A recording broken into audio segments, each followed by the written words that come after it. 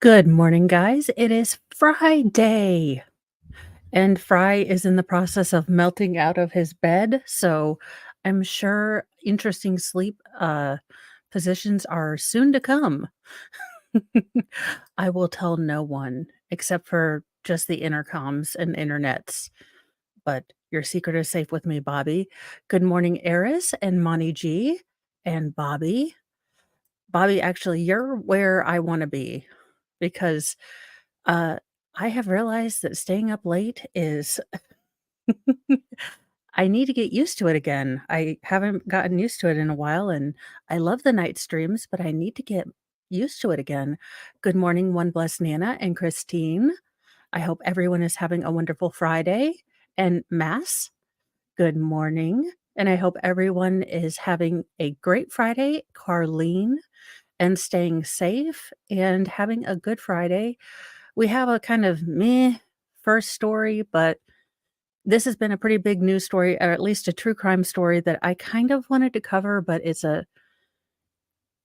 not one that was local and it's in the UK. I might do a deep dive later on, after I get done with Delphi, and I have more time. I might do a deep dive of this case maybe next year, but, definitely one that kinda caught my attention, so when I saw a story pop up, I definitely wanted to cover it. So, UK nurse convicted of unaliving 7 babies experimented with ways to harm tots, expert claims. So, the baby-killing British nurse, Lucy Letby, experimented with various medical techniques to hurt the babies during her 5-year career, said chief medical expert at her trial, Dr. Dewey Evans, said Lucy Letby, who was convicted last month of killing 7 babies and attempting to murder 6 more at the Countess of Chester Hospital neonatal unit in 2015 and 2016, used hard-to-detect methods to carry out her monstrous acts, including displacing tubes and injecting air into her victims. And that's what made it so hard for the hospital to really figure out what was going on, and that's kind of what really made this case kind of interesting to me because it took so well, I because some people are evil. Some people are just terribly evil and broken. I don't know. I have no idea. Look, that's I think why a lot of us get into true crime is we want the why of it all. And the more I have done true crime and trials, the more I've realized that there's just not a why beyond some people are just evil. And it's as simple and as complicated as that. And unfortunately, yeah. Thank you, Eris. Yes.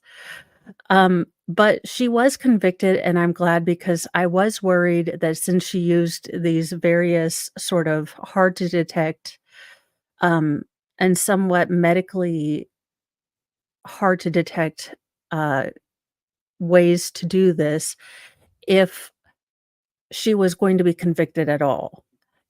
Yeah, I get this just I don't get it.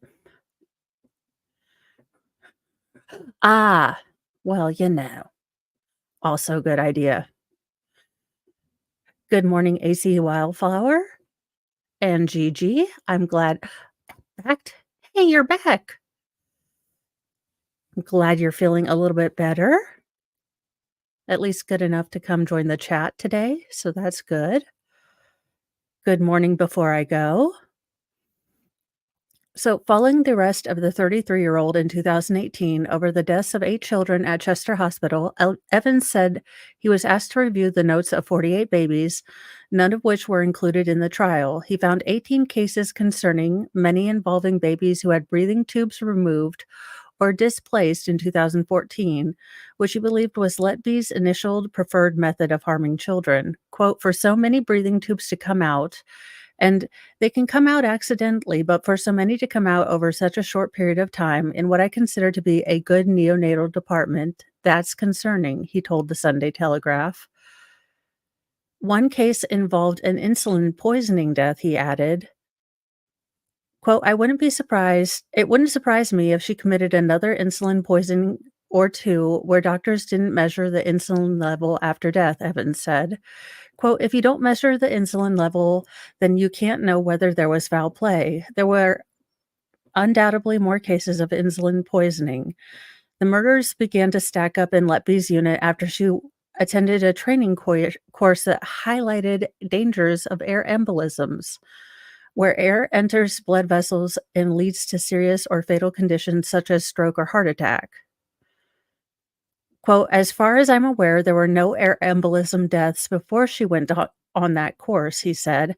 It was after she discovered that method that the deaths really increased. Prosecutors will announce Monday whether Letby, Britain's worst child killer, will face new trial in 6 outstanding attempted murder charges on which the jury failed to reach a verdict. I kind of hope they take her back to jail or back to court, but again, you have to. I don't know how the British system works. I only vaguely understand how the American system works. So, I understand there's also a balance between, do you want to put the families through, another court trial? Does the family wanna go through that? You have to balance so many things. So, I understand that, and you have to be sort of respectful of all of that, and I don't know British law, so it's up to the British people to decide, and they wear those interesting wigs. Yeah, they're just so plain. "We missed you too, Gigi."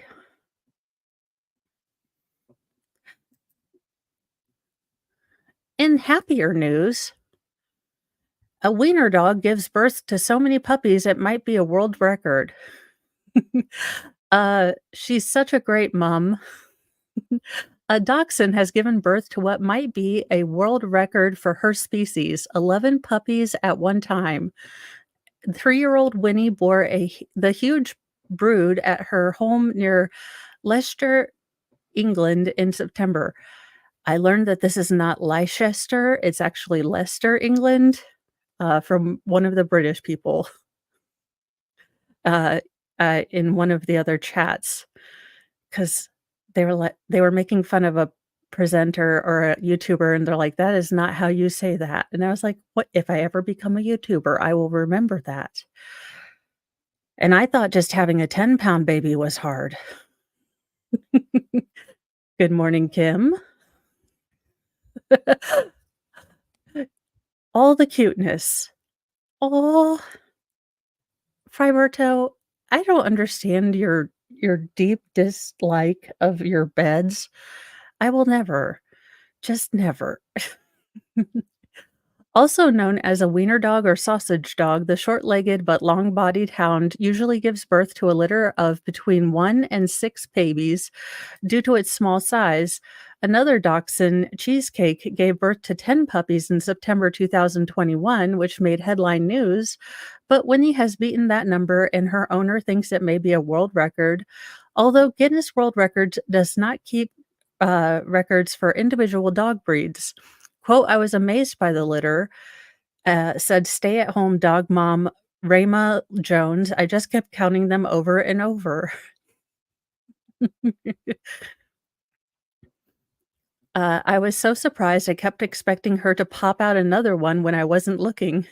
She's such a great mom. I'm overwhelmed that she could have a world record number of puppy. I looked online and I couldn't believe it. A scan at 35 days of a 9-week pregnancy showed 6 puppies in Winnie's belly.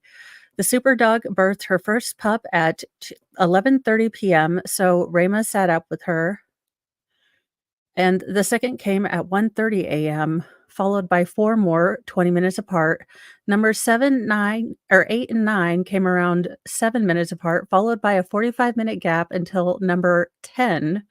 Raymond went to bed around 7:30 a.m., believing Winnie had all her pups, but when she checked on her 4 hours later, she couldn't believe her eyes.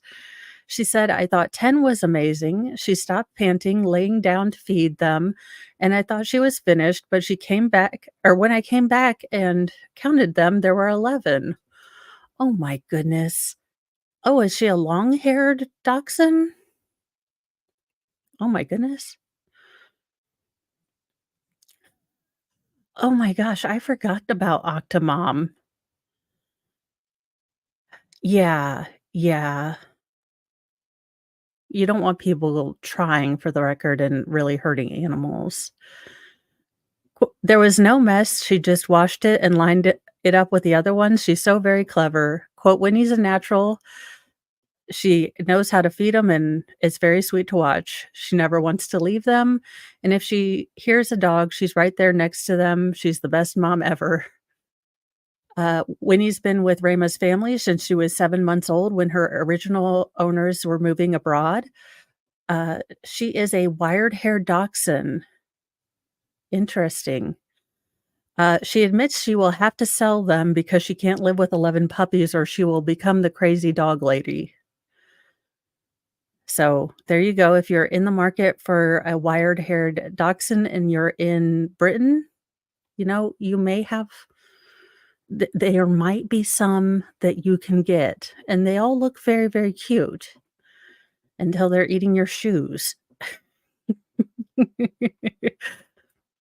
In other news, Douglas Clark, and if you are, a fan of true crime like I am, you know this person.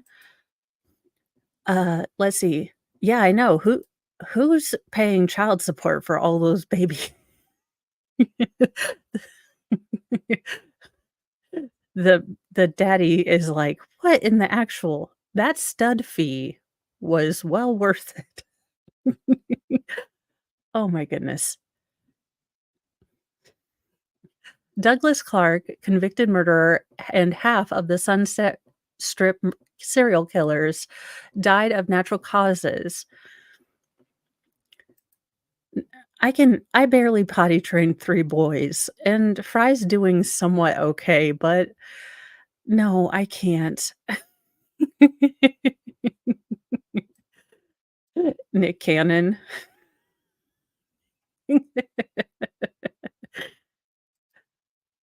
Serial killer Douglas Daniel Clark, who was sentenced to death for 6 grisly murders in California during the early 1980s, has died of natural causes, officials said Thursday.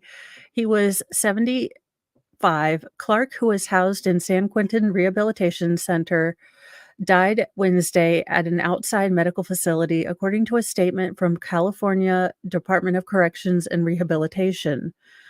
Clark Clark and his accomplice, Carol Bundy, were dubbed the Sunset Strip Killers following a series of murders around Los Angeles starting in the 1980s.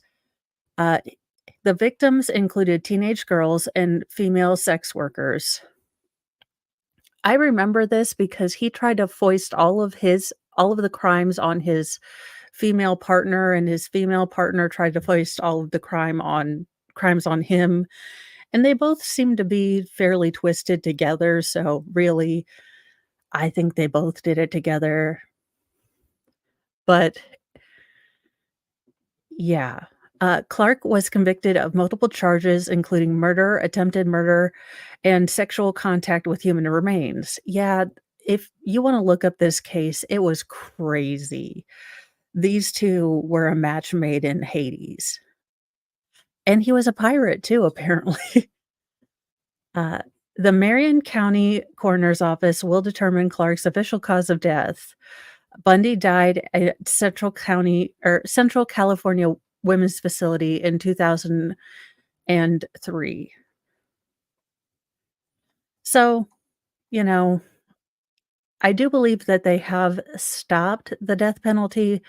I know that he did face the death penalty, but I believe that they've slowly phased out actually giving people the death penalty in the state of California under Gavin Newsom's kind of term as governor, and I believe they're just now commuting most sentences from the past to life sentences, and even though they're still giving death sentences, it they're people are seeing it more as, you know yeah, they're seeing it more as a life sentence rather than a death penalty. In other news, gingers are real. Not me, I'm fake, but real gingers are real. Scientists prove gingers are totally normal, have been around for millions of years in other species. So there you go. We are normal.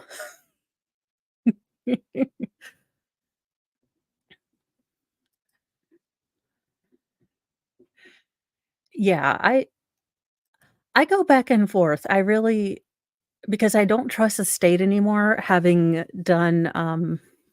just looked at trials for this last year, I completely distrust the state, but then there are cases where I think that we can definitively prove things like Brooks. Nothing is normal about me. I know that I think, okay, if we can definitively prove something like Brooks, I think I'd be okay with it. But then am I just doing it out of wrath? And, you know, am I the one that should be wrathful? Then I get into my own moral quandary and I argue with myself for about an hour and a half and realize I should have been doing the dishes. So, a pair of scientists have found fragments of ginger pigment molecules in fossilized frogs, which they have taken to mean that the most famous of genetic mutations have been around for a long time. University University College Cork paleontologists discovered molecular evidence of philomel- phenomelanin, a pigment that produces ginger coloration in amphibians dating back 10 million years. On a more serious note, the findings of their studies published in Nature Communications will enable scientists to better reconstruct the original colors of extinct organisms. The research that was led by UCC's Dr. Tiffany Slater and Professor Maria McNamara's who collaborated with Swedish, Japanese, and Chinese scientists. Quote, this finding is so exciting because it puts paleontologists in a better place to detect different melanin pigments in many more fossils, said Slater. Quote, this will paint a more accurate picture of animal, ancient aliens, best show ever, animal color, and will answer important questions about the evolution of colors in animals. Scientists still don't know how or why phelomelanin evolved because it is toxic to animals. Well, there you go. Gingerism is toxic to animals. I am doing okay.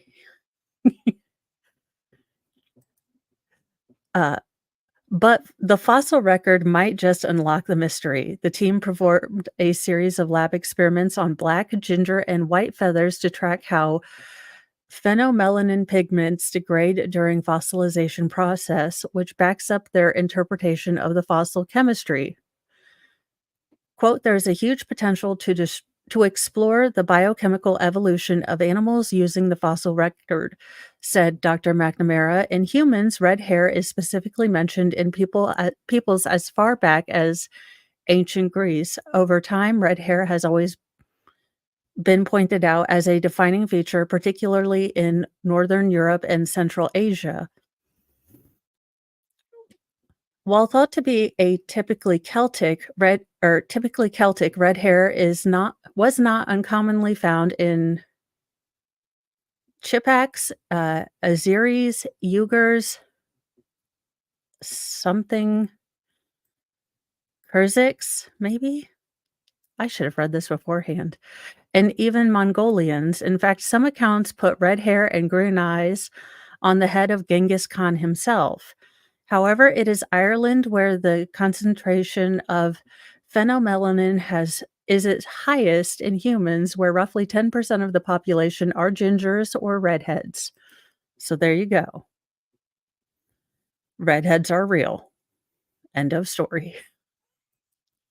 In other weird red related or scarlet, the Indian region. Okay, thank you very much. A man charged with stealing, quote, or the Wizard of Oz slippers from a Minnesota museum is expected to plead guilty.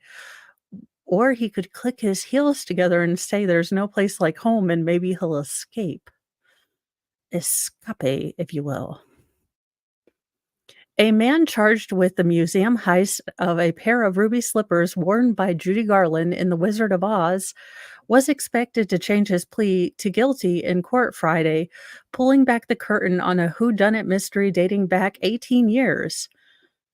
Terry John Martin, 76, who was indicted in May on one count of theft of major artwork.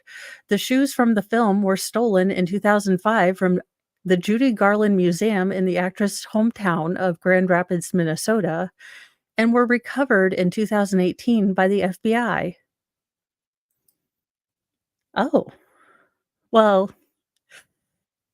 yeah, Genghis Khan definitely, I think we're all related to him somehow. I think it's 7 degrees of Genghis Khan, not I am an imaginary character in my own mind, but I also have superpowers in my own mind. Yeah, I believe yeah, he's one of the most prolific, he had more kids than I do, or even Nick Cannon, so really, or even the Duggars, and that right there is a feat.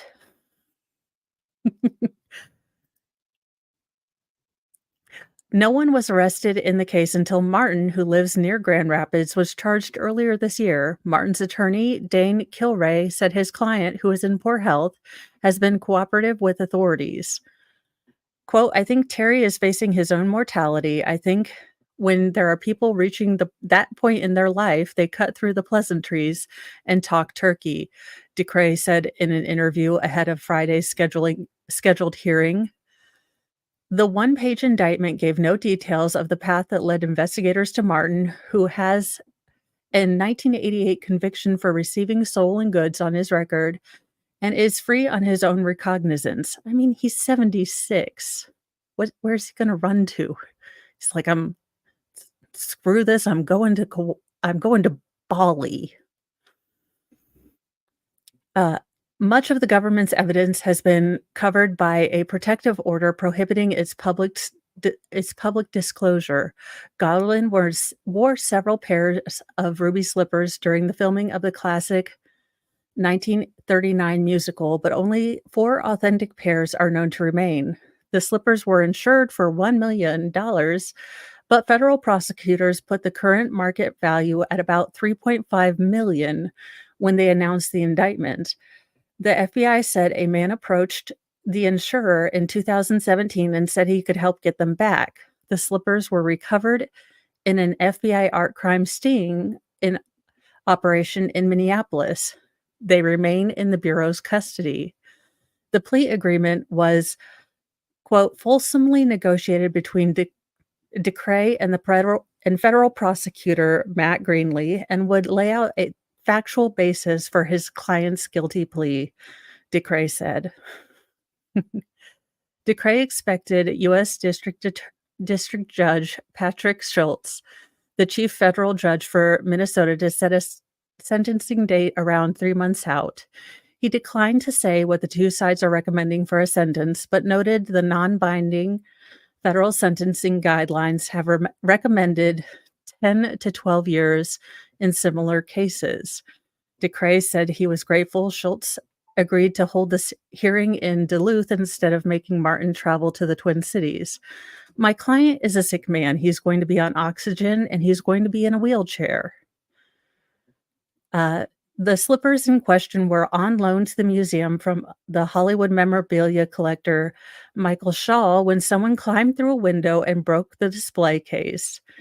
Three other pairs that Garland wore in the movie are held by the Academy of Motion Picture Arts and Sciences, the Smithsonian Museum of American History, and a private collector. Several rewards were offered over the years in hopes of cracking the mystery. An anonymous donor from Arizona put up $1 million in 2015.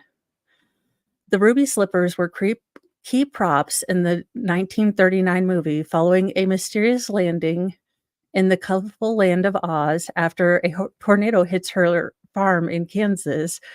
Garland's character Dorothy has to click the heels of her slippers 3 times and repeat there's no place like home to return. The slippers were made from about a dozen different materials, including wood pulp, silk thread, gelatin, plastic, and glass. Most of the ruby color comes from the sequins, but the bows and shoes contain glass red beads. So, I don't know why this man had her shoes for some reason, but even 20 years ago, he still would have been somewhat old and probably not able to go through windows. So there were accomplices, and I need to know who did it, who done it. Yeah.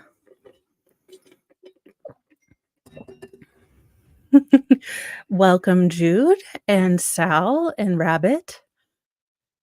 And I'm trying to see if there's anyone else. Um, and when we say it's better to give than to receive, I don't think that this is what the good book meant. But as I said, I'm not the best Christian, so don't quote me on this. A Houston pastor from a megachurch is ordered to pay 2.45 million after being found liable for spreading well, genital herpes. You know, when my youngest said sharing is caring, again, possibly this is not what the lesson they're trying to teach in Paw Patrol or Bluey. Houston. In Harris County, a jury reached a verdict in the case of Houston area pastor finding him liable for transmitting genital herpes and ordering him to pay damages.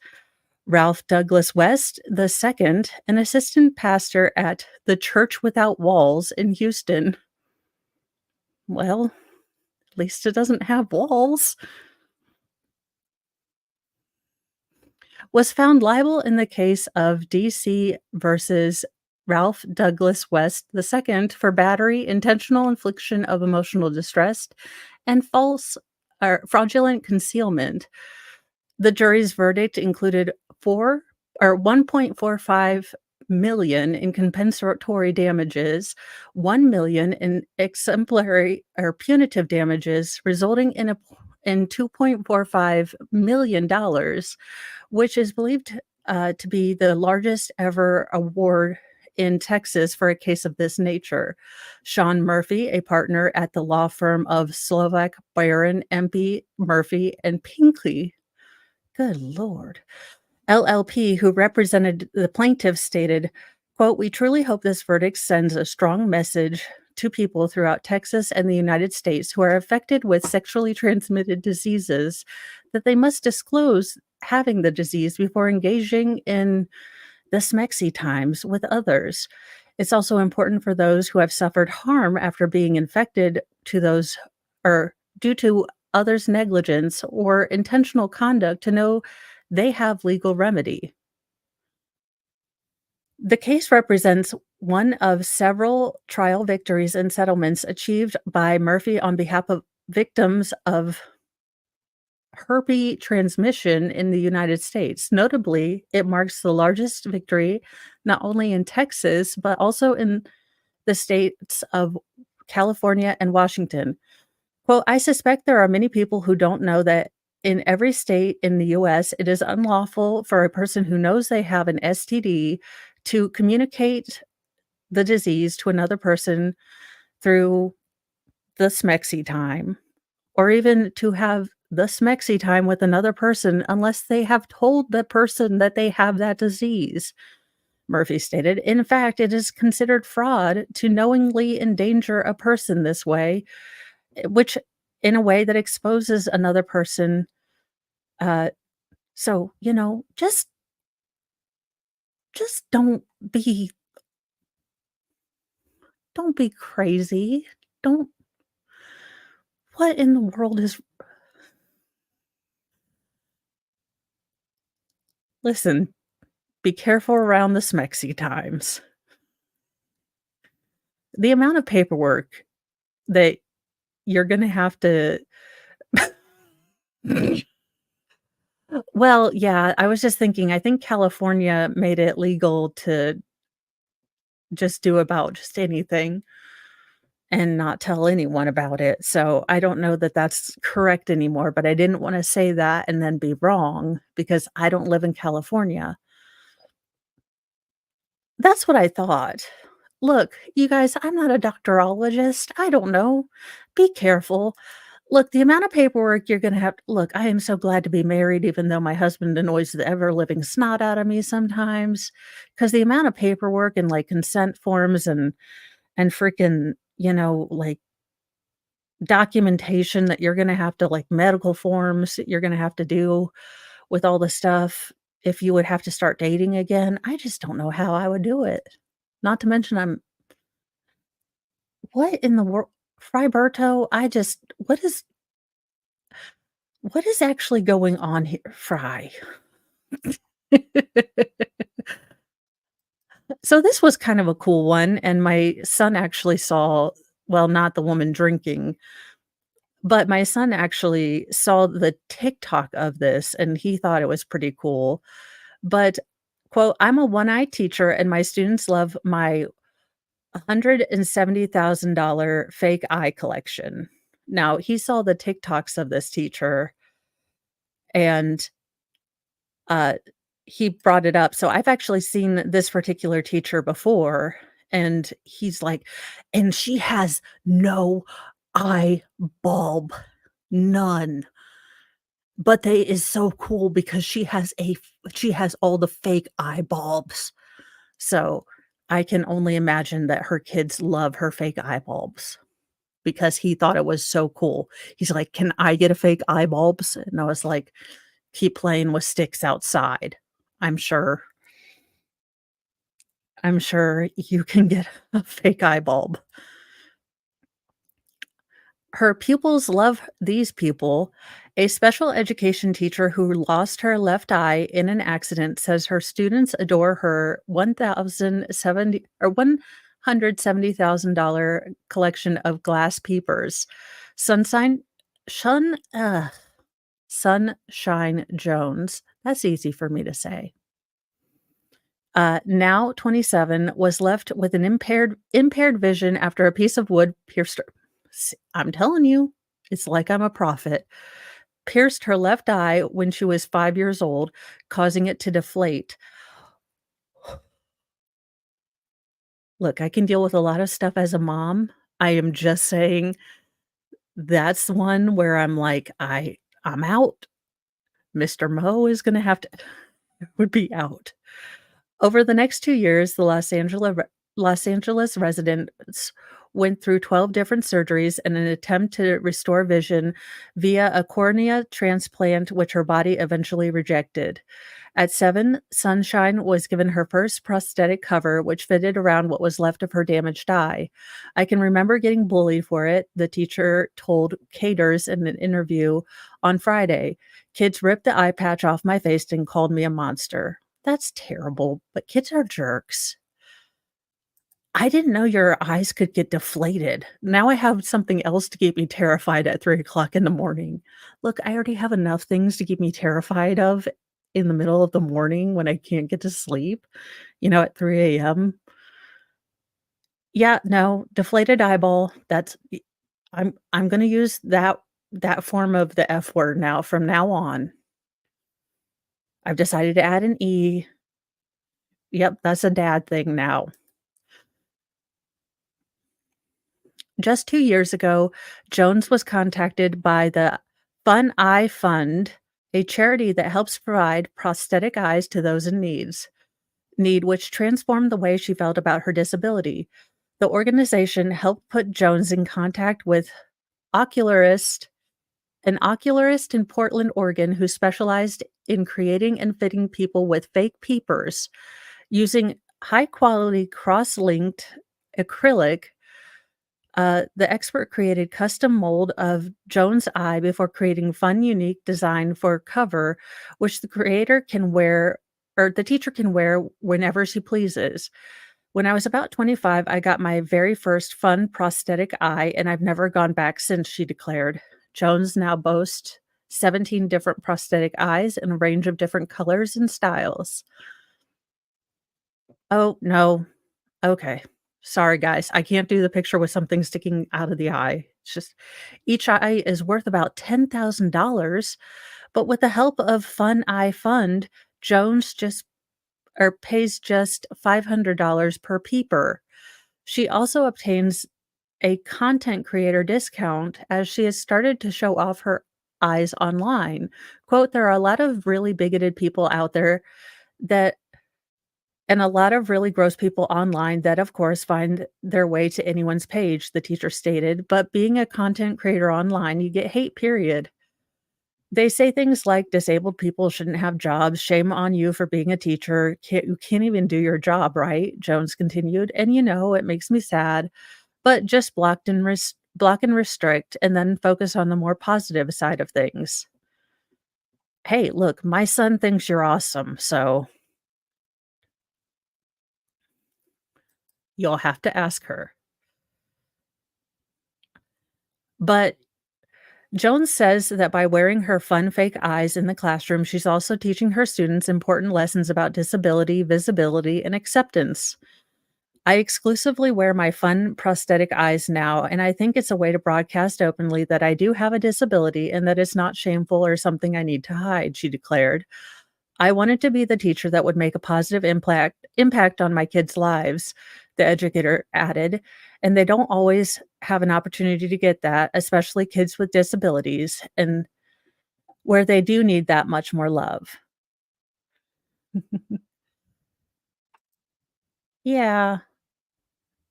Look, I'm just saying my 7-year-old thinks it's awesome, and he is well, he now wants a fake eye, but that's a whole other story, and we're trying to keep him from not having a fake eye, ma'am, but he thinks your eyes are awesome.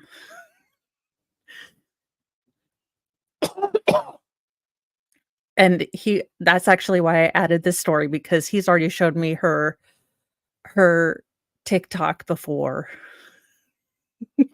He's like, "And her has a fake eyeball, but and it is cool, and it has all the happy faces and everything." Um, and other things, also TikTok, not real doctor, revealed as a total fraud who gave people health advice on cancer and HIV while donning, scrubs. You mean those people dancing on TikTok possibly aren't real doctors? Or are real doctors?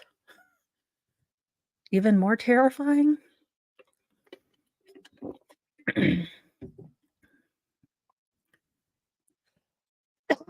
Excuse me. An Australian woman who portrayed herself as a doctor and gave people all sorts of health advice over TikTok and Instagram revealed she was faking her profession the whole time, according to The Sun.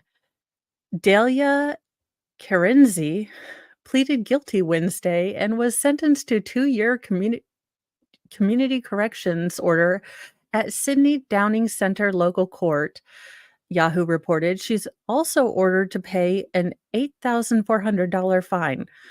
If anyone here is from, Australia, does community corrections mean, like, a jail, or does that mean like community service. I get maybe it'll tell us later. Maybe it's saying, "Mo, just read the end of the daggone interview." Or let's see.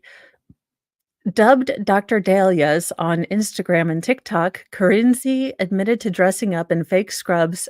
Well, I'm sure they were real scrubs. She just gave fake medical advice. I'm sure they were real. Let's not call the scrubs fake. The scrubs were real.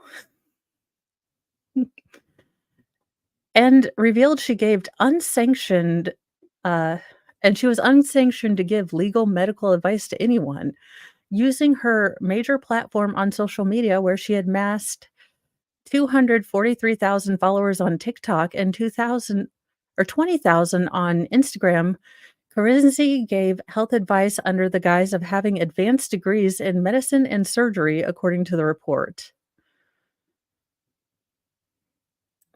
Well, you know, yeah, I will tell him that, but I'm still gonna tell him to not play around with sticks.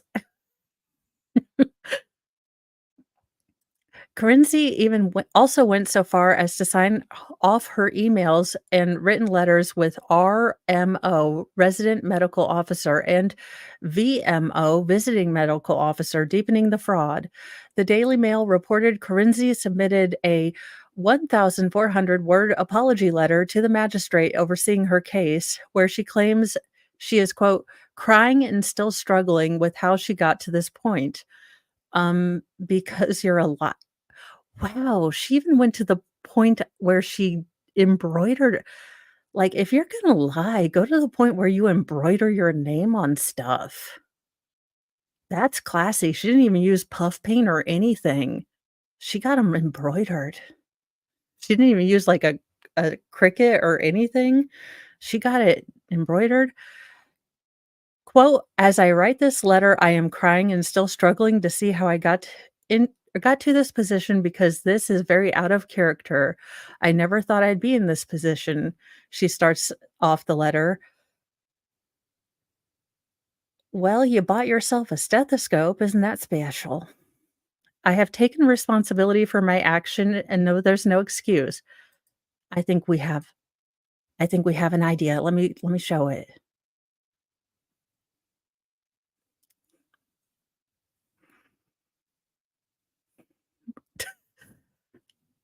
Currency's apology continued, "I feel ashamed, as you should, and hate myself every day. Don't hate yourself, do better.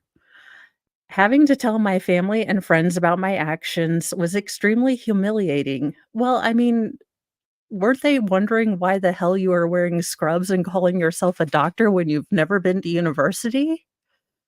I mean, did anyone ask you any questions?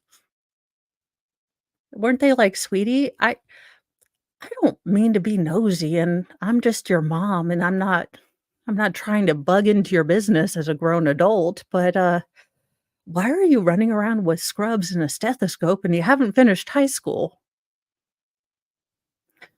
Just a question. Kurinzi, a refugee from Iraq who came to Australia at the age of 8 in 2001, reportedly has no previous criminal record. The phony doctor was popular to many Iraqi and Kurdish people in Western Sydney and was known to by many in the community as a women's health specialist. Oh, dear Lord, that's not good, according to The Sun. Unfortunately, doctor scams are nothing new and often occur in the US. Again, as I tell all of my children, no, Jesus is not really on the internet on TikTok. That's just Styx Hexenhammer or possibly Razor Fist. And no, not all of the internet is real. Oh, Lord. I can't, why? Just why? Alright.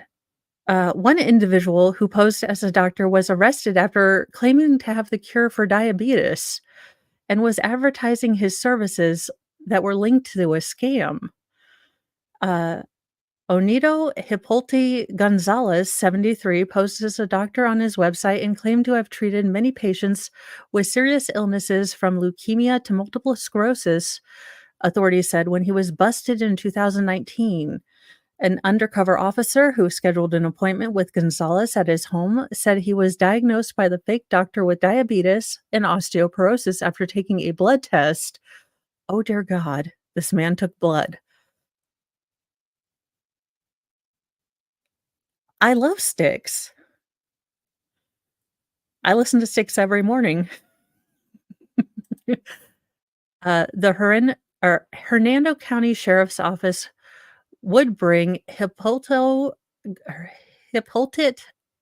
look, Gonzalez in for questioning and have charges filed against him. Listen, this is just like the family that was busted selling basically bleach for the coof cure-all. If it sounds too good to be true, and this is coming to you from a person who bought every vitamin known to Amazon kind, uh, to help with nerve regeneration at first. It is just not it's not gonna work all the time. So, just I I just do love the absolute dedication. She has had her name embroidered on her fake scrubs or her real scrubs, but her fake doctor name embroidered on her scrubs. And yeah, why did the cop let him take blood? I mean, I'm willing to go undercover, but I'm not willing I have bad veins. I'm not willing to let you try. That's not gonna happen. I have rolly veins that are jerks. You can just, I'm gonna nope on out of there. So, there you go, that is the news. Fry is back on his bed, all curled up like a shrimpo. We will be finished, so we are done with Newsy News for the morning, and then I will be doing, I know we have had a verdict in the Boy in the Box case, but I do wanna see what the defense put on. So we will be kind of speeding through the defense's case today. I'm gonna try to go at 1.25, maybe 1.5 speed today, and possibly a little bit of tomorrow through that case.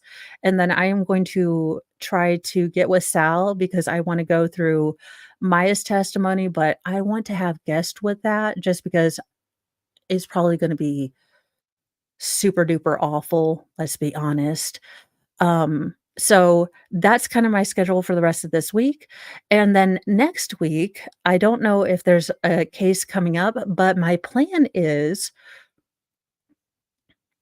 to try to do maybe either short streams or a series of streams that go through each of the suspects and kind of give you a little bit more in depth of each of the suspects that were kind of brought up by the internet, and then in the memo, uh, background on each of those from Delphi to kind of give you a who's who while I'm working on the graphics chart so that we can then jump in to the memo and kind of go more in depth on that.